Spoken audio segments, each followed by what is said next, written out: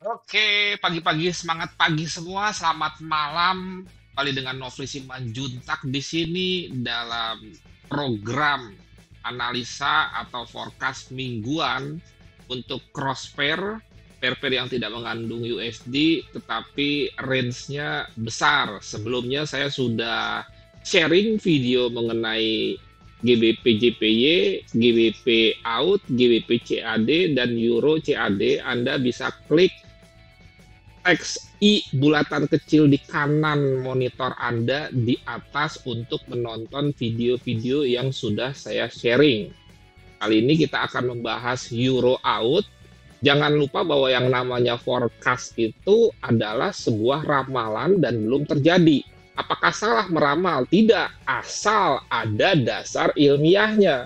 Bahwa ada istilah ramalan cuaca dikeluarkan oleh BMG itu tidak salah karena BMG meramalkan cuaca tentunya dengan dasar ilmiah. Tetapi apakah jika dinyatakan hujan sebuah daerah pasti hujan? Tidak juga. Demikian juga dengan forecast, apa yang kita rencanakan, apa yang kita prediksi atau ramalkan dengan dasar sentimental, fundamental, teknikal, belum tentu terjadi. Bisa tidak terjadi atau bisa terjadi tetapi kita salah. Lanjut saja.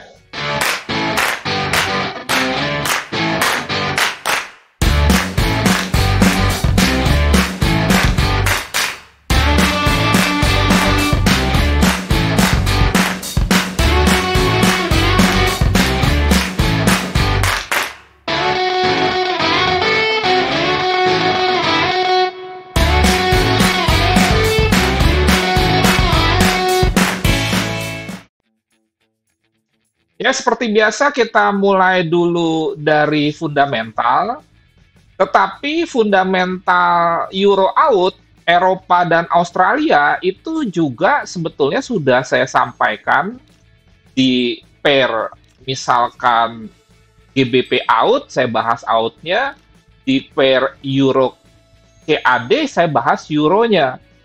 Dan kalau kita lihat dalam kaitannya dengan news sebagai bagian dari analisa fundamental, itu untuk minggu depan langsung saja Eropa sendiri ada news yang cukup penting yang berkaitan dengan PMI manufacturing untuk Jerman. Ini tentunya mempengaruhi mata uang euro.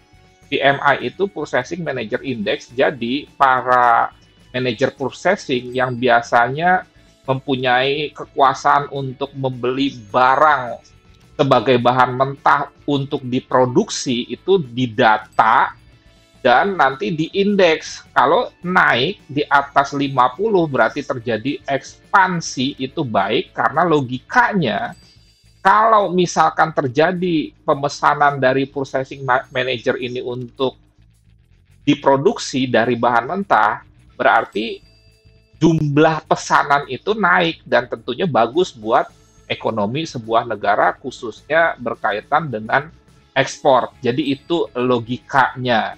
Kemudian Lagarde juga akan bicara Kamis Jumat, cuma ini kayaknya forumnya tidak terlalu resmi ya. Jadi secara fundamental tidak ada yang signifikan dan dua-dua negara ini saya perhatikan fundamentalnya sih sama kuat ya. Kemudian bagaimana soal sentimentalnya kalau begitu?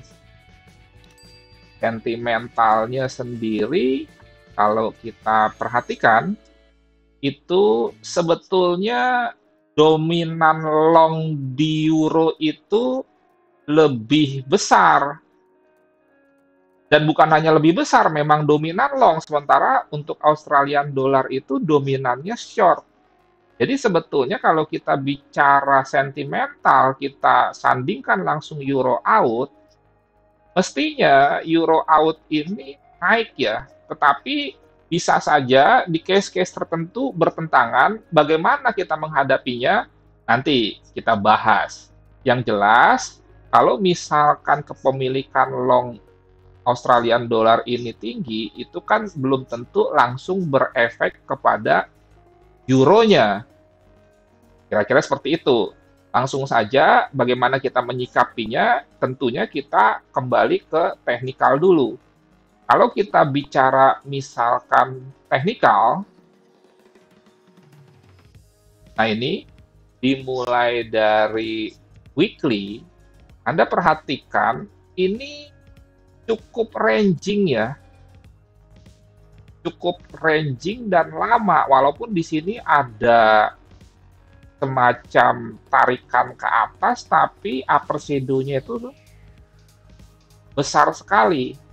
Nah, sekarang kita fokus saja, dia bergerak di area ini nih. Kemudian kalau kita perhatikan, sama juga sebetulnya dengan Euro CAD, ini ada potensi di satu sisi double bottom, sehingga ada kemungkinan dia bounce, tapi di satu sisi jika ini berhasil di breakout, ini bisa menimbulkan potensi yang disebut dengan descending triangle ya. Jadi di sininya rata atau double bottom, di sininya menurun. Tendensinya biasanya sih ya ini akan bergerak ke bawah. Tetapi segala sesuatu tidak ada yang pasti. Sekarang coba kita turunkan ke daily, sebelum kita membuat trading plan-nya. Nah, ini ada channel yang saya perhatikan bisa saja nanti terulang. Setelah dia kena ini, dia akan turun ke sini. Dan di sini merupakan sebuah area buy sebetulnya. Jadi kalaupun kita mau nge-buy secara long term dengan asumsi terjadi yang disebut dengan double bottom, apalagi kita lihat di weekly potensi itu ada, maka kita bisa menunggu dia tuh di sini untuk buy. Itu secara long term. Sementara trennya sendiri sebetulnya dia bearish ya. Sehingga kalau Anda buy merupakan sebuah koreksi dan boleh-boleh aja Anda buy, yang tidak boleh adalah Anda nggak tahu bahwa itu koreksi. Kalau Anda buy di sini, atau Anda bisa meletakkan stop loss sekitar 50 pip di bawah ini, targetnya di sini. Itu untuk swing-nya. Kalau dia turun, masalahnya ini dia sudah naik, dan apakah ini merupakan sebuah resisten untuk sebetulnya sebelum buy di sini kita nge-sell dulu. Tambahan informasi mengenai coaching yang tanggal 6 Desember, ini Anda bisa WA 0811-992989 jika berminat. Fasilitas yang diberikan adalah misalkan yang pertama itu lifetime support. Jadi Anda akan didukung seumur hidup, mengingat kalau misalkan Anda seorang atlet, Anda harusnya didampingi seumur hidup selama Anda bertanding. Jadi nggak cuma sementara, disitulah fasilitas yang saya berikan. Karena memang atlet butuh dukungan, butuh ditemani dalam tanda kutip, baik itu dalam latihan, demo account, atau pertandingan, real account. Dan memang prosesnya latihan dulu baru bertanding, demo account dulu, bagus baru naik ring. Dalam tanda kutip kalau dalam olahraga bertinju. Kemudian ada signal gratis dengan trading plan lengkap, free analisa teknikal, fundamental, sentimental, jadi bukan hanya teknikal saja, bebas ikut kelas berapa kali pun. Terus ada program cicilan lewat Tokopedia, Anda bisa WA saya 0811992989 linknya. Kemudian trading bareng, webinar rutin, paling tidak 1-2 kali sebulan, materi, modul, video semua lengkap, ada grup tradingnya. Kemudian Anda bisa misalkan memiliki account yang lagi floating loss terlocking, konsultasi dengan saya, dan kesempatan menjadi fund manager kalau Anda misalkan memiliki account dengan umur minimal 1 tahun, profit minimal 30%, bisa nanti saya carikan investor. Kita kembali lagi ke chart.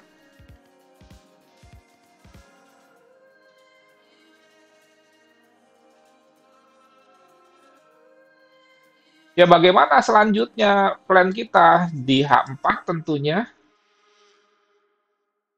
Minggu lalu kita mencoba untuk untuk melakukan aksi sell di sini, setelah kita prediksi naik dulu, tapi ternyata dia langsung bablas turun. Jangan lupa bahwa area buy misalkan di breakout ke bawah, itu berarti akan menjadi area sell. Dengan demikian, sederhananya, ini kan tadinya merupakan sebuah area untuk kita melakukan aksi buy, ternyata di breakout, maka ini menjadi area sell. Nah, dari mana? Ini diperkuat juga dengan adanya history high sebelumnya di sini nih. Kita berpotensi double top. Ini juga ada yang disebut dengan EMA 200, karena dia di atas berarti bertindak sebagai resisten. Dan di sini ada level 61,8% dari Fibonacci wave terakhir di H4 yang kita tarik dari sini ke sini.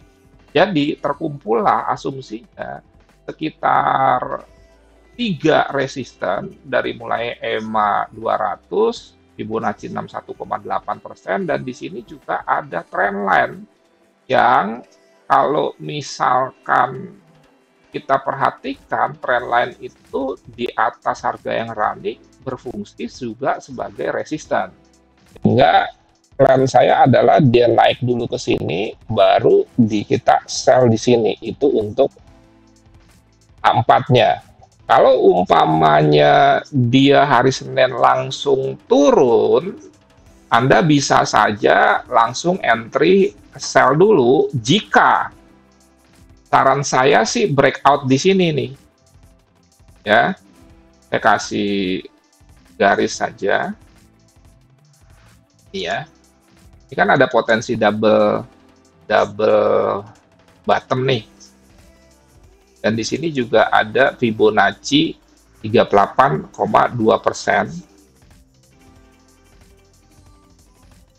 Nah ini. Jadi Anda bisa sell di sini, tetapi kalau dia breakout dulu. Intinya kita mau nge-sell, bukan mau nge-buy. Nah, kira-kira beginilah. Nah, ini. Pastikan ini breakout dengan menunggu closing candle di H4. Harga ada close di bawah ini, kemudian dia naik ke sini. Tetapi dalam perjalanan naik ke sini kemudian close, ternyata dia gagal untuk membreakout ke atas, maka kita sell di sini. Kira-kira seperti itu. Jadi ada 2 skenario ya, naik kita sell di sini, turun kita tunggu dia breakout ini.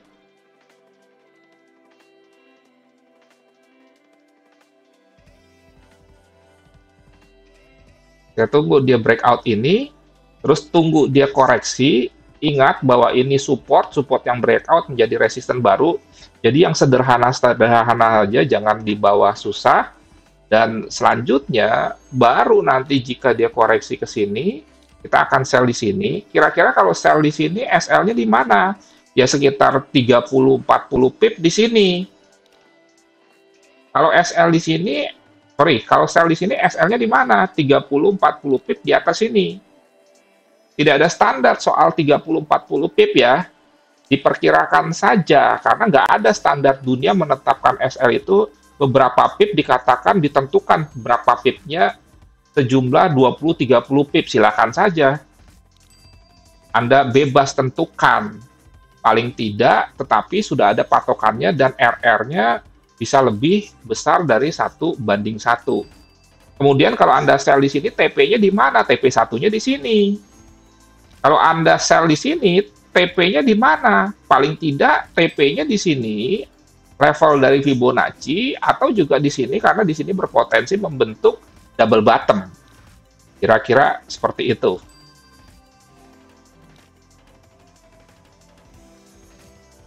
Ya, sekian, terima kasih. Jangan lupa, kalau saya sempat, nanti saya akan sharing mengenai Bitcoin dari mulai BTC USD, kemudian juga Polkadot, kemudian XRP, dan lain sebagainya. Dan besok saya akan membagikan pair-pair yang mengandung USD tentunya. Sekian, terima kasih. Salam trading tenang-senang. Nofri Simanjuntak.